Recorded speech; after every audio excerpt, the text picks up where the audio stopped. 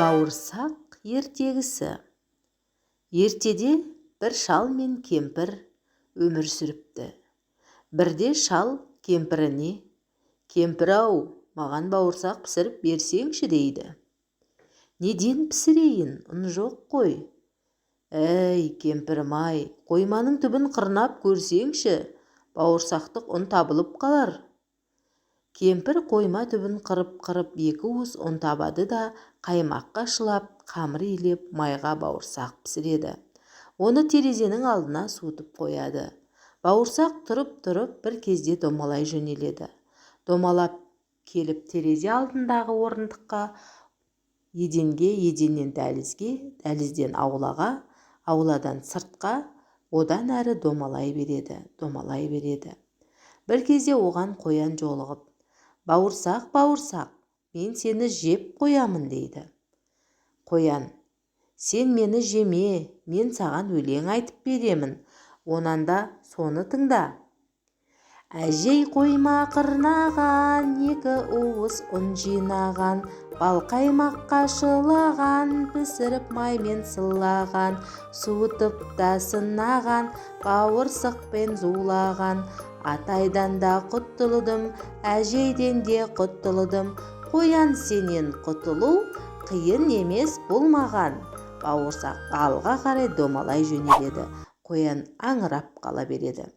Бауырсақ орман ішіндегі соқпақпен зымырап бара жатса, қарсы алдынан қасқыр шыға келеді. «Бауырсақ, мен сені жеп қоям».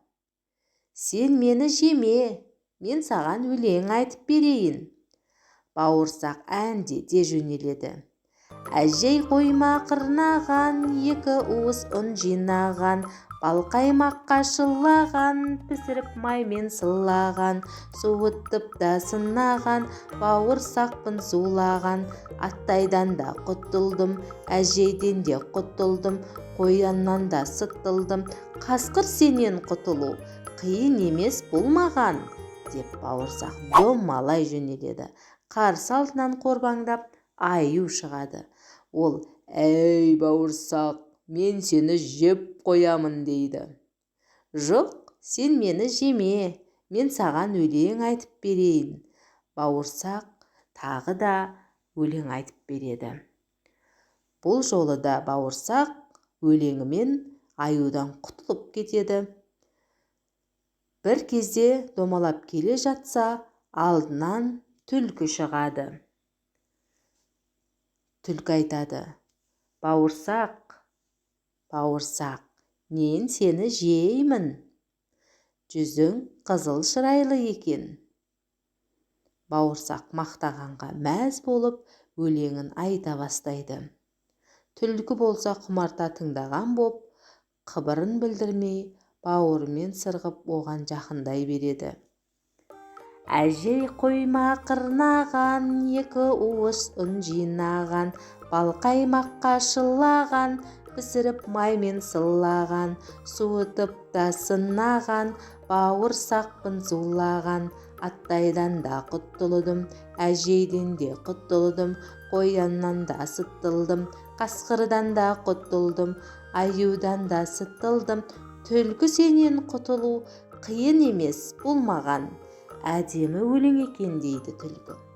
Айналайын-ай, қартайған шағым ғой, құлағымның мүкісі бар. Кәне, менің мына тұмсығыма шықта, өлеңіңді тағы бір шырқап жіберші.